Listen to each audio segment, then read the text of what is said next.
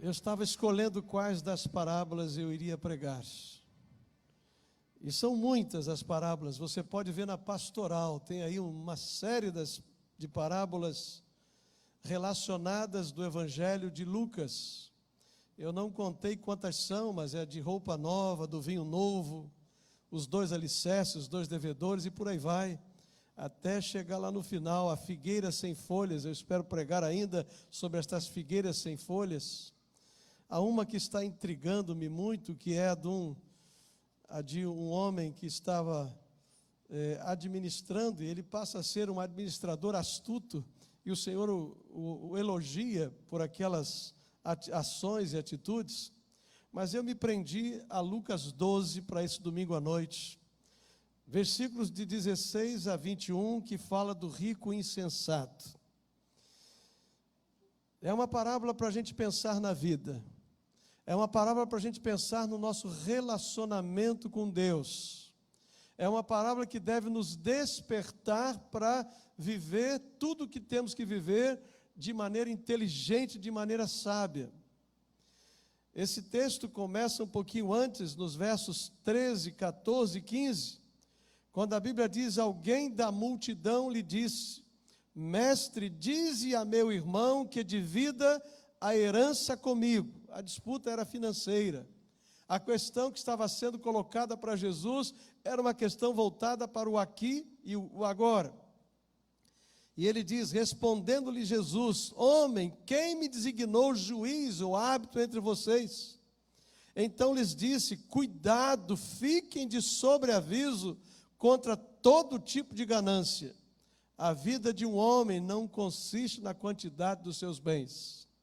E a partir desse episódio, dessa indagação, desse questionamento, que segundo os comentaristas era um questionamento legal, era uma busca legal, se sabia que mesmo em vida, os herdeiros podiam fazer as partilhas dos seus bens. E aí eles aguardavam que Jesus lhes desse uma informação e dissesse quem tinha direito a quê. Mas Jesus esquece o que eles estão procurando, ou o que aquele homem está buscando, e fala sobre a importância de olhar para além da vida física, material, para vencer as realidades materiais da vida com um olhar eterno. E aí então tem a parábola para nós lermos juntos, ela está exposta, vamos ler juntos esse texto. Diz assim, leiam comigo: então lhes contou esta parábola. A terra de certo homem rico produziu muito. Ele pensou consigo mesmo: o que vou fazer? Não tenho onde armazenar minha colheita. Então disse: já sei o que vou fazer. Vou derribar os meus celeiros e vou construir outros maiores. E ali guardarei toda a minha safra e todos os meus bens. E direi a mim mesmo: você tem grande quantidade de bens armazenados para muitos anos. Descansa, coma, beba e alegre-se. Contudo, Deus lhe disse: insensato, esta mesma noite a sua vida lhe será exigida. Então, quem ficará com o que você preparou?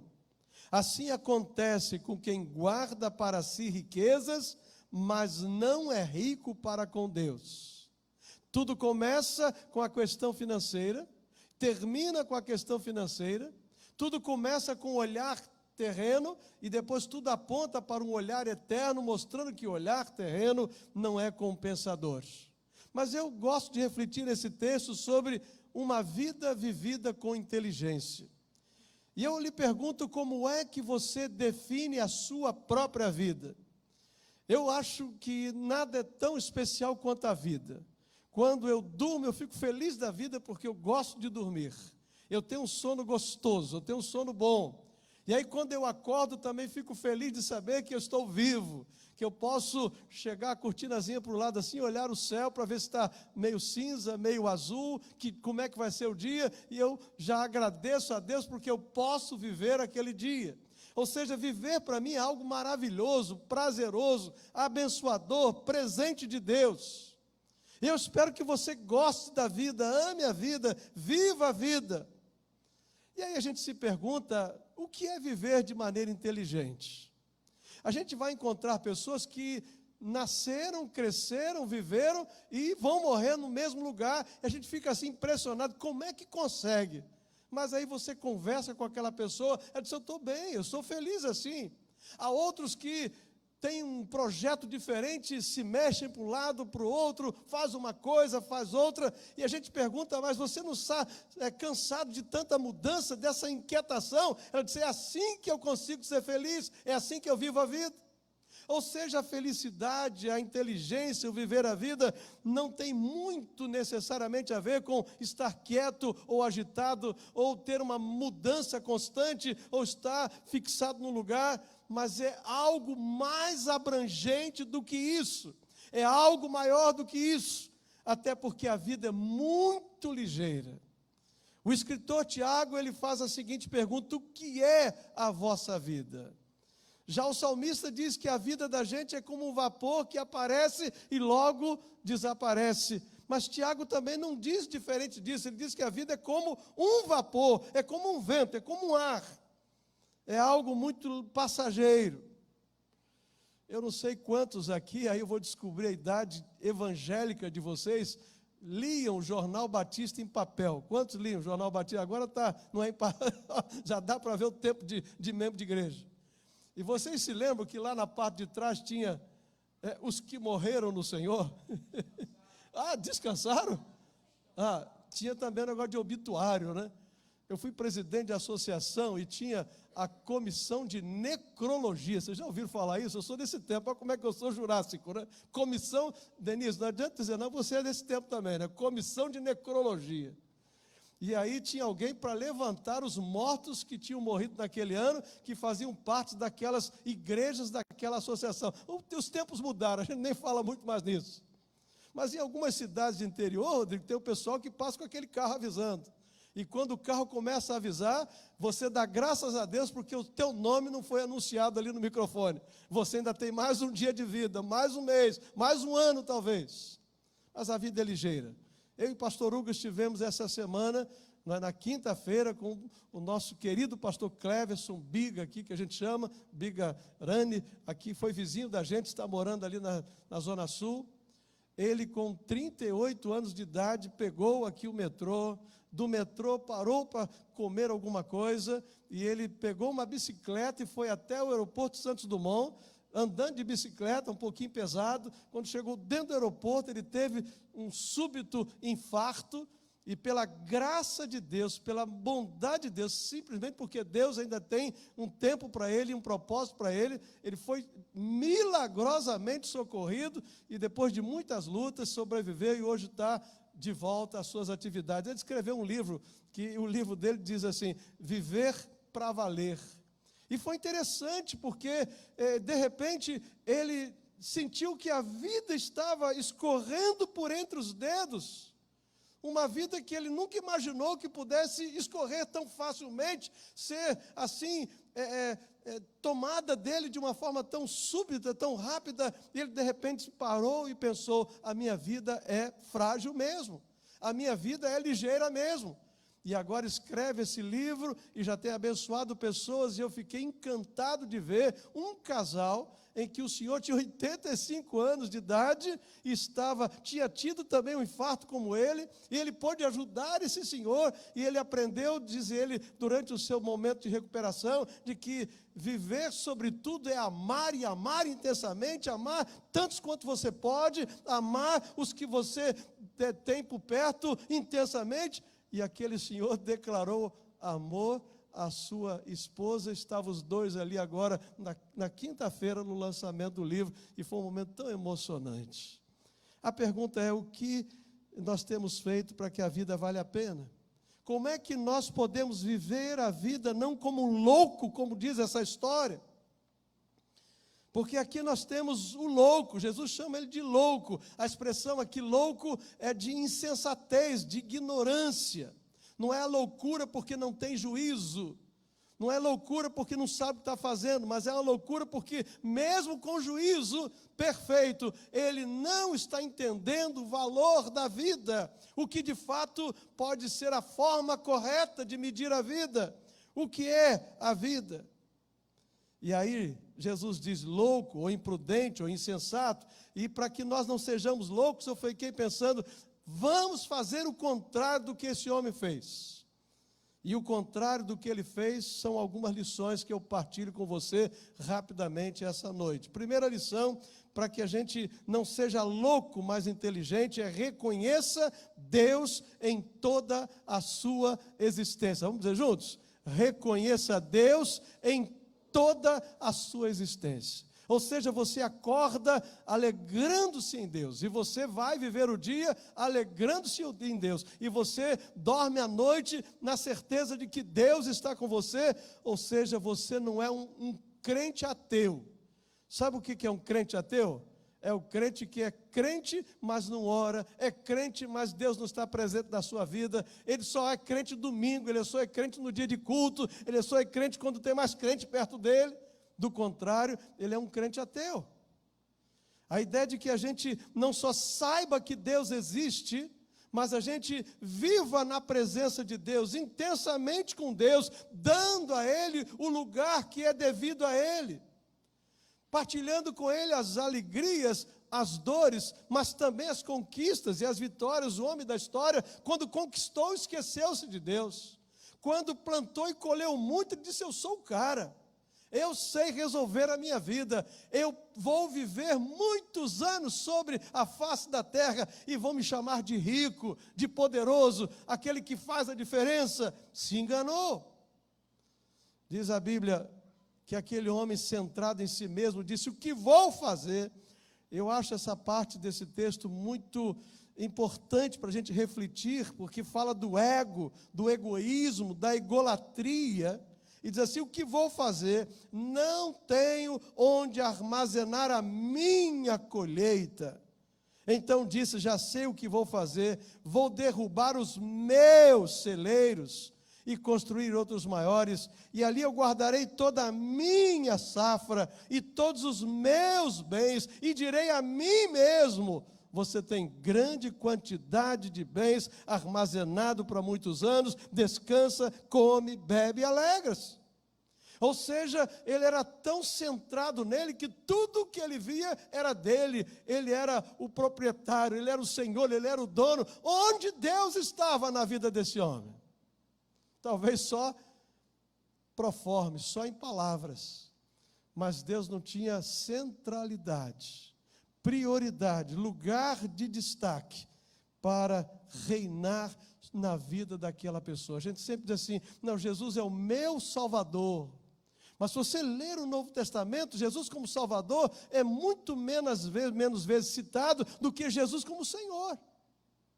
Porque é impossível salvação sem senhorio. Quando Jesus salva, nós nos tornamos agora propriedades exclusivas de Deus. Ele precisa ser o Senhor da nossa vida. Ele precisa governar pensamentos, sentimentos, decisões, nossa vida profissional, enfim, o que temos, o que somos, precisa ser governado pelos senhores. Deus precisa estar no centro da nossa vida. A outra lição de uma vida bem vivida é poder acordar todo dia e agradecer a Deus pelas realizações. Então a lição que eu aprendo é: agradeça a Deus todas as suas realizações, todas as suas conquistas. Vamos dizer juntos? Agradeça a Deus todas as suas realizações, todas as conquistas. Mas olha, nem sempre vai ser aquela grande conquista, mas uma pequena conquista, que somada a outra pequena conquista, a outra pequena conquista vai te levar a uma grande conquista. Ou seja, cada coisa que Deus faz é extraordinária, é maravilhosa, é abençoada. Quando uma sala ficou pronta ali, louvado seja o nome do Senhor. Quando os recursos chegaram e as contas foram pagas, louvado seja o nome do Senhor. Quando você viveu um dia, tinha o pão para você tomar o café da manhã, o almoço para você se alimentar, a janta, o cobertor. Me lembro que um dos empregados, eu falei com ele: vai vir um frio tremendo aqui. é um dos serventes. Eu falei assim, é bom que eu pelo menos vou botar uns casacos que eu tenho lá. Ele falou assim, pastor, o senhor tem os casacos, né? Eu falei, é verdade, eu espero que você tenha o seu também. Ou seja, a gente tem tanta coisa boa que Deus nos dá todos os dias. Deus nos abençoa todos os dias com coisas tão maravilhosas que a gente não percebe o quanto elas são importantes, porque nós as temos, elas já passam a ser tão nossas que a gente nem percebe que elas são preciosas. E aí esse homem do texto é um louco, um insensato, um ignorante, porque ao invés dele agradecer a Deus, ele se coloca no centro das suas realizações. Ele é o que faz acontecer, esquece de que a inteligência que ele tem veio de Deus. A chuva, quando ele plantou a semente e colheu, foi Deus que deu. O vento, tudo foi Deus que ele deu. Já está provado em psicologia, já está provado em alguns coaches que se fazem, que se você todos os dias acordar e você encontrar 3 motivos para dar gratidão a Deus, muito obrigado, ou a Deus, ou agradecer simplesmente, aquele dia se torna um dia melhor para você. Sabe quem está ensinando isso? São profissionais fora da igreja, são psicólogos, são coaches. Quando na Bíblia a gente aprende em tudo dai graças, porque esta é a vontade de Deus em Cristo Jesus, nosso Senhor. Vamos dizer juntos? Em tudo dai graças, porque esta é a vontade de Deus em Cristo Jesus, nosso Senhor. Inteligente é dizer muito obrigado. Quando se diz muito obrigado, parece que há uma chave que se abre, e aí, ao invés da gente só ficar com aquela bênção, vem mais. Quem agradece, abre portas. Quem agradece, estabelece novos horizontes na vida. Quem agradece, é abençoado. Lembram-se dos 10 leprosos? Primeiro que chegar perto de leproso era um negócio de doido, ninguém chegava. Nem se podia chegar perto. Jesus não só se permite ser aproximado por eles, se aproxima deles. Jesus cura todos os 10 leprosos. Eles saem, caminho afora, felizes da vida, nem olham para trás. Mas um parou e falou assim, que história é essa? Nós fomos curados de uma lepra. Nós estamos com as nossas peles restauradas, nós estamos aqui como quando nós nascemos. Aí ele volta e diz, muito obrigado, muito obrigado. E quando ele diz muito obrigado, além da cura física, ele recebe a cura espiritual. Vai, a tua fé te salvou, você também agora é filho de Deus. A gente, quando agradece as pessoas, quando agradece a Deus, quando a gente tem um coração grato, parece que uma porta ali se abre, outra porta se abre, outra porta se abre, e lá na frente outras portas se abrem. Acontece na vida profissional, na vida relacional, na vida espiritual, na vida emocional, em todas as áreas da vida. Vitor Hugo, ele é um filósofo, é um pensador, ele disse, a gratidão são as moedas de prata com que se resgatam os débitos da alma. Coisa linda. Ou seja, não tem algo mais precioso, que tem um preço tão importante, quando você coloca tudo que você tem para dizer ao outro e dizer a Deus, muito obrigado. Muito obrigado. Muito obrigado pelo pessoal do louvor, quando a gente chegou que estava tudo pronto. Muito obrigado pelo som, pelo multimídia, pela porta aberta, pela luz acesa. E saindo daqui ainda tem lanche na cantina. Quase de graça. Deus seja louvado. Obrigado, Senhor. Deus é bom demais. Terceira lição. É inteligente comprometer-se com Deus para alimentar a nossa alma. Mas é uma ignorância querer alimentar a alma com coisas que passam. O homem da história comete mais um erro. Ele se volta para ele mesmo, e na outra versão é escrito assim, alma, agora tens em depósito muitos bens, coma, beba, regala-te. Mas a versão da NVI diz que ele fala para ele mesmo, come, bebe, folga-te. seja dizendo-se para si próprio ou para sua alma, a verdade é que há uma confusão entre coisas espirituais e coisas materiais, como se as coisas materiais pudessem satisfazer as necessidades espirituais. Meus queridos, hoje eu falei sobre a ordem. O que vem primeiro? O desânimo porque não oramos ou não oramos e desanimamos? O que vem primeiro? Sabe, algumas vezes a gente começa a achar tudo assim meio sem graça. Sabe, na igreja as coisas são sem graça, o louvor fica sem graça, olhar a Bíblia, você olha aquele monte de letrinha impressa, ou lá no seu laptop, ou no seu celular, você não vê nada demais. Sabe, o problema é que nós estamos invertendo as coisas. A nossa vida espiritual precisa ser alimentada, porque é o que vai durar. E a nossa vida física e emocional vai ser, então, saudável à medida em que nós nos arrumarmos espiritualmente com Deus. O homem da história muda esse negócio todo. Os celeiros estavam cheios, a safra foi abundante. Ele começa a ficar tão empolgado que ele pensa que nem vai morrer mais. Mas se tem uma coisa que é democracia pura, né? É a morte. Morrem ricos e morrem pobres. Morrem cultos e morrem incultos. Morrem crianças, morrem jovens, morrem adultos, morrem idosos.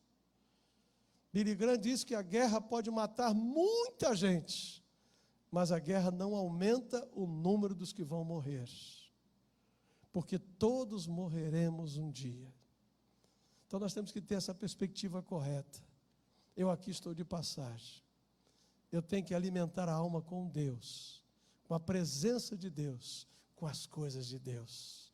Quanto tempo você tem dedicado para estar na presença de Deus? Você tem conseguido fazer as outras coisas e ainda estar com o Senhor? São reflexões. Para terminar, o outro aprendizado de uma vida inteligente é desfrutar todos os dias com Deus da certeza da vida eterna. Vamos dizer juntos? Desfrute com Deus da certeza da vida eterna. Mais uma vez, quem estiver acordado aí, vamos juntos? Desfrute com Deus da certeza da vida eterna. Contudo, Deus lhe disse: insensato, esta mesma noite a sua vida será exigida. Então, para quem ficará o que você preparou? Não vamos trabalhar muito esse tema, mas é só para pensar que muitas vezes nós achamos que aqui nós somos permanentes. Mas domingo que vem nós vamos pregar de manhã sobre a parábola de Rico e Lázaro. E nós vamos trabalhar essa questão da morte e o pós-morte. Nós vamos ver algumas realidades que acontecem no inferno que devia estar acontecendo hoje na igreja e não depois da morte. Mas a verdade é que se temos Jesus na nossa vida, se Jesus é o nosso Salvador, nós deveríamos desfrutar dessa convicção, e isso nos dá certamente um sono melhor. Você imagina, você deita e dorme, eu sei que se alguma coisa que a gente pode chamar, entre aspas, de ruim acontecer, eu estou com o Senhor, então não tem nada ruim. Ou você crê que o céu é um lugar ruim? Que viver com Deus para sempre é ruim? Então imagina, quando alguém pensa assim, olha, o que de mais ruim vai acontecer comigo? Eu vou morrer. Então tá bom demais. Porque se eu vou morrer, eu vou à presença de Deus, então não tem nada de ruim para me acontecer. Louvado seja o Senhor. O homem da história perde essa dimensão do eterno. Ele está totalmente pronto para viver o melhor que ele pode no aqui e no agora. Mas Jesus diz: louco, esta noite vão pedir-te a tua alma. E o que tem para quem vai ficar? Por isso que a Bíblia diz em Amós 4,12: prepara-te, ó Israel, para te encontrares com o Senhor teu Deus. E Jesus diz que a vida eterna é esta: que creiam no unigênito Filho de Deus. Como tem sido a nossa vida? Temos aprendido com aquele livro do Rick Warren sobre uma vida com propósito, que viver é um teste e viver é uma oportunidade. Se a gente passar bem no teste, a gente vai viver para sempre e de maneira maravilhosa. Se formos reprovados, não temos outra chance. Aqui no teste da vida não tem recuperação. Era tão bom se a gente pudesse ficar em recuperação, né? Só me dá uma segunda chance. De vez em quando eu ouço essas bobagens, né? É num programa de rádio, é numa conversa outra. Mas a verdade é que nós não temos uma outra chance de viver essa vida. Nós só temos esta vida. Se Jesus já está em nós, nós já temos a vida eterna. Mas se já temos a vida eterna, por que não viver bem esta vida? Por que não viver o melhor de Deus nesta vida? Por que não sermos aprovados nesta vida? Reconheça a Deus em toda a sua existência. Você vai dormir essa noite, antes de dormir, 3 motivos de gratidão a Deus. Você tem? E aí quando você acordar, você vai lembrar de 3 motivos para agradecer a Deus. O seu dia vai ficar melhor. Você já vai amanhecer sorrindo. Você vai esquecer que tem político que está te dando uma dor de cabeça danada, que o emprego ainda está para acontecer. Esquece isso. Veja um pouco menos de televisão e viva um pouco mais com Deus, esteja mais com o Senhor. E agradeça ao Senhor. E diga a Deus, a minha alma se alimenta do Senhor. Deus, eu sei que vou viver a vida eterna, e porque eu vou viver a vida eterna, eu quero viver o aqui e agora na Tua presença. Viva o melhor de Deus. E se alguém nessa noite está nesse culto, não tem certeza de que está indo para o céu, para a presença de Deus, para desfrutar com Deus de uma vida plena com o Senhor. Sabe, a hora é essa, o momento é esse, a oportunidade é essa de dizer: Senhor Jesus, eu reconheço que eu sou um pecador. Eu reconheço que o meu pecado tem uma sentença de morte eterna, mas o Senhor já pagou o preço da minha morte, da minha condenação. E aí você pode dizer: Senhor Jesus, entra no meu coração, perdoa os meus pecados, seja o meu Deus, seja o meu Senhor. Feche os seus olhos, curva a sua cabeça. Como é que você tem vivido a sua vida?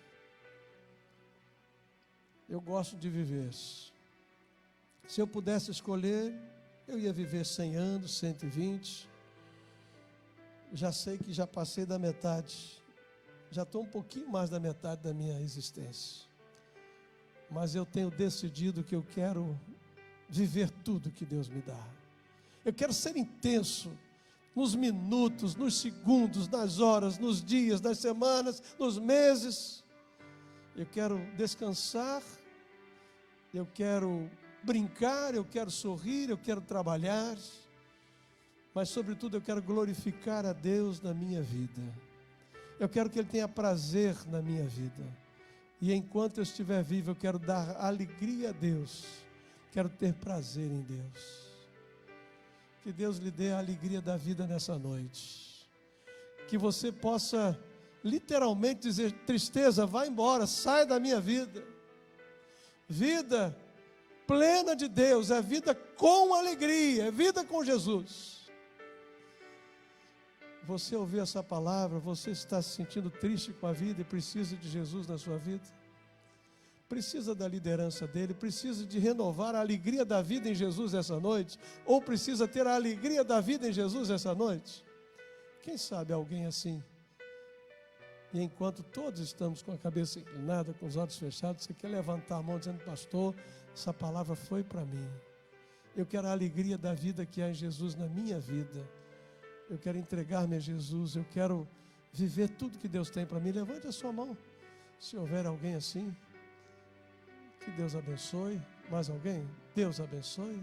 Mais alguém? Lá no seu lugar. Mais alguém? Deus te abençoe, querido. Deus te abençoe. Baixa a sua mão também, querido. Mais alguém? A alegria da vida em Jesus. Plenitude da vida em Deus. Visão correta da vida com Jesus. perspectiva correta da vida, olhando a partir dos olhares de Jesus. Mais alguém nessa noite? Deus te abençoe, querido. Baixe seu braço. Mais alguém nessa noite?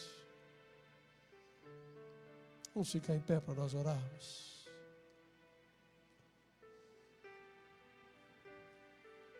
Não precisamos ser como loucos, como nécios, como insensatos, mas podemos ser sábios, inteligentes. Deus precisa fazer parte de cada dia. Oremos ao Senhor. Nosso Deus, muito obrigado por esta reflexão profunda que o Senhor nos põe à mesa através desta parábola. Muito obrigado porque o Senhor estava respondendo a pergunta a um homem, preocupado com aqui e agora, mas sem a visão do amanhã, do depois. E porque o Senhor o respondeu, o Senhor também respondeu a nós. O Senhor está dizendo para nós que a nossa vida é um presente que o Senhor nos dá, e que a maneira como nós vivemos esta vida é um presente que damos ao Senhor. E nós queremos te dar toda a nossa alegria, todo o nosso prazer de vida, todos os nossos projetos, todos os nossos sonhos. Nós queremos nos entregar ao Senhor, Pai. Desejamos que o Senhor nos abençoe, mas nós queremos viver praticando a certeza da vida eterna. Que nesta noite tenha havido aqui salvação, Senhor. Que nesta noite tenha havido aqui um redirecionamento da vida pela bênção do Senhor. Oh, Pai, como nós aprendemos diariamente com a Tua palavra. Que ao longo dessa semana a gente acorde dizendo louvado seja o nome do Senhor. E que a gente seja otimista porque somos crentes no Senhor, vamos viver pela fé e não pela vista. E que diante das lutas, das dificuldades, nós possamos saber que não estamos sozinhos, Tu estás conosco. A Tua vara e Teu cajado nos consolam. Que Tu nos conduza em verdes pastos, em águas tranquilas. Que Tu já preparastes uma mesa diante de nós, na presença dos nossos inimigos. E vai festejar conosco, ungindo-nos com óleo, para que o Teu cálice transborde.